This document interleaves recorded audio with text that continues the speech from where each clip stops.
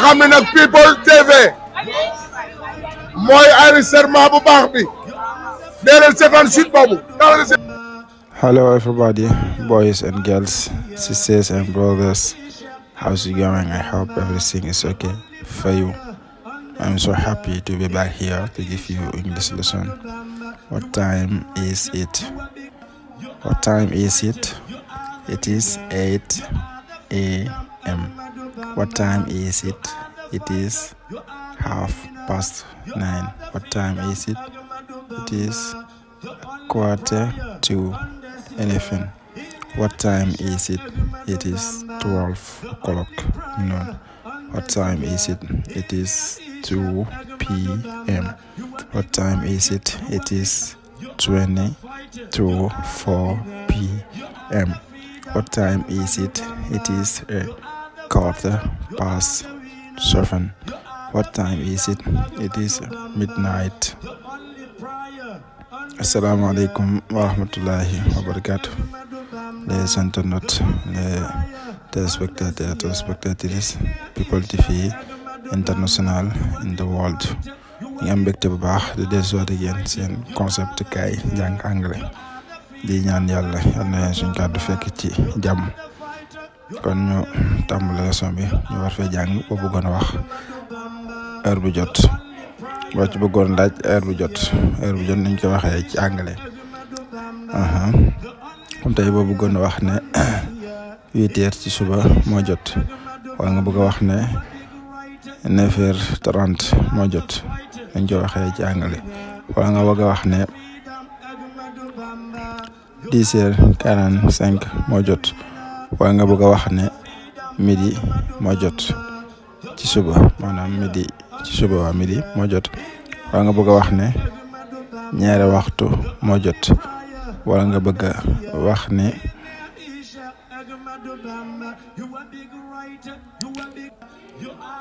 3:40 moo jot maanaam 4:20 wala nga bëgg a wax ne 19:15 moo jot maanaam 19:15 wala nga bëgg a wax ne minuit moo jot nuñ koy waxee ci anglais. kon ñu ñëw ci firi fàcc gi wax ko ci anglais firiwaat ko ci wolof.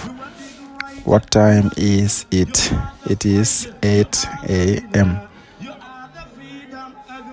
What time is it? heure bu jot. It is 8 a.m. 8 heures moo jot. am day tegtale comme ci suba yi comme li français wax naan matin nangam comme mooy tegtale comme 8 heures ci suba moo jot xam nga 8 heures ci suba moo jot. What time is it? It is 9:30 mooy 9:30 moo jot maanaam 9:30 moo jot. What time is it? It is 10:45 10:45 moo jot maanaam 11 mooy 15 maanaam fukki minute ak juróom moo tee 11 jot. What time is it? It is 12 o'clock noon maanaam midi moo jot midi sero moo jot ci bëccëg. What time is it? It is 2 p.m. maanaam 14 heures moo jot. kon da ngay bàyyi xel ne p.m. boo gisee rek xamal ne mooy lita comme bu fekkente ne 2 p.m. mooy tolloog 14 heures ci bëccëg waaw. What time is it? It is 20 to 4 p.m. maanaam 3:40 moo jot maanaam 4:20.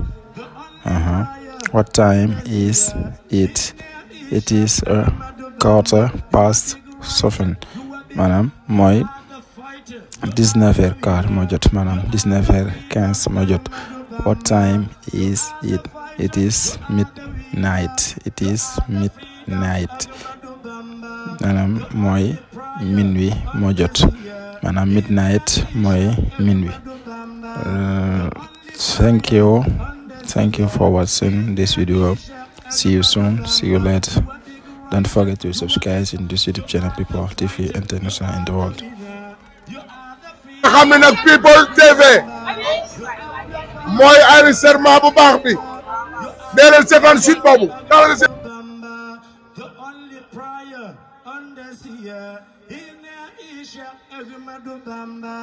the only prayer on the sea. In Aisha Agmadu Bamba, you are big writer, you are big. You are the fighter, you are the winner, you are the freedom.